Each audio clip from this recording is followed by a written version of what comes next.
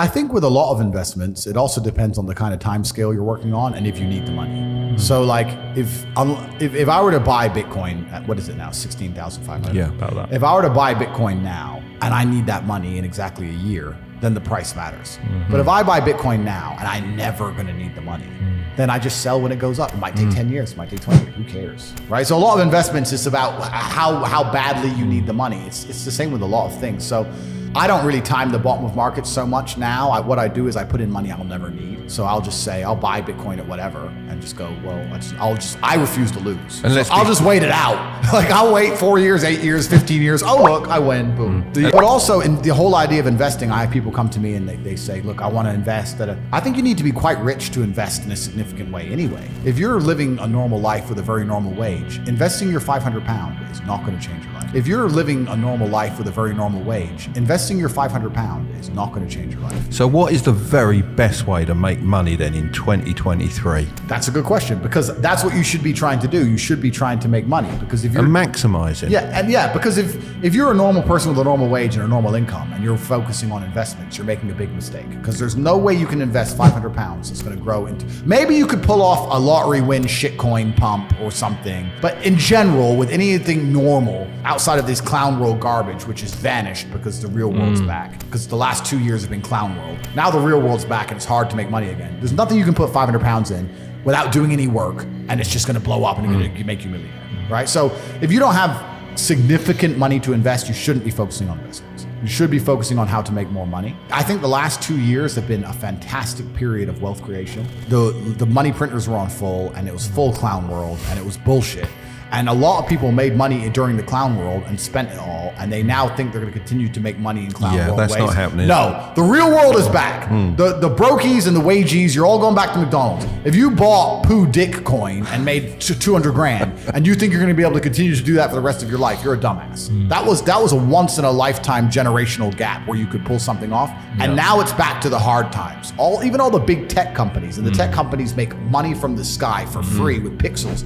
They're cutting staff. If they're cutting staff, then it's really hard. It's going to get very difficult to make money now. So a lot of the dumb shit is over. In terms of how to make money in the world today, it's hard. I think that the world is changing into an economy which is to a degree based on attention. I think you need to find a way to get attention to you and who you are, your product or your service, and find a way to monetize it. So the easiest way to do that is to have some knowledge. You need to find an efficient way to get attention, and then you have to prove yourself credible in your field and attract customers. And I think the best way to do that is online, and it doesn't matter what it is. And I think if you do those things and you work very hard and you try your best and you're never lazy, you will make some money. That's what I believe. Then you have to define what an online business is, because if you start attracting attention online, that could, I guess you could say it's an online business, but let's try and think about something that's purely online. You're gonna have to find a problem to solve. So if you're a hairdresser, you can either solve the problem of teaching people how to cut their own hair, which most people are probably not gonna be that interested in, or something that goes wrong with hair. So you can say, I'm a hairdresser, I've been a hairdresser for a long time, I've identified men that have male balding patterns that go wrong, or women whose hair is damaged by dye and that can go wrong, etc. I've been a hairdresser for ages. Here's my Instagram page of all the hairs I've cut, and here's the way I can help you. You can start a YouTube channel that shows all the, you can come up with some healthcare, some hair thing. You could literally get some cream from X place and add in some avocado oil, some garbage, say it helps people and say it helps their hair.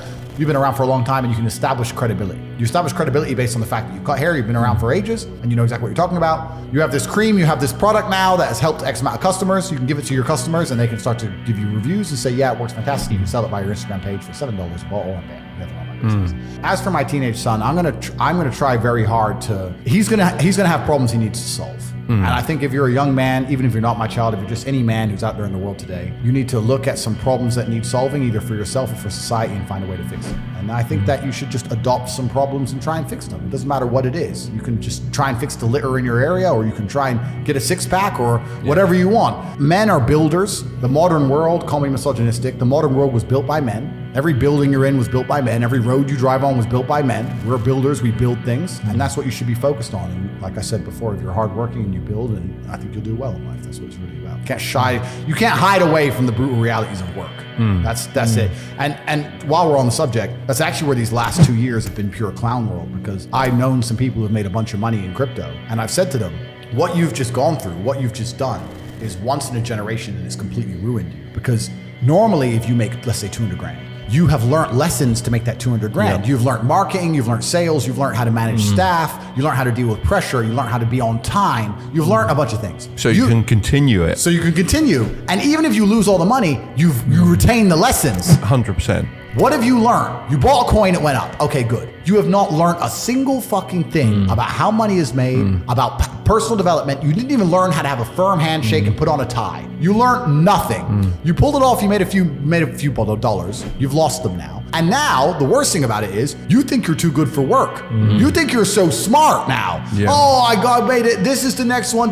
You got lucky. Now you think you're too good to actually get up and grind. You think you're just going to pull it off again, another lottery win. And you don't think you have to work very hard. And guess what's going to happen to you? You're going to end up fucking broke.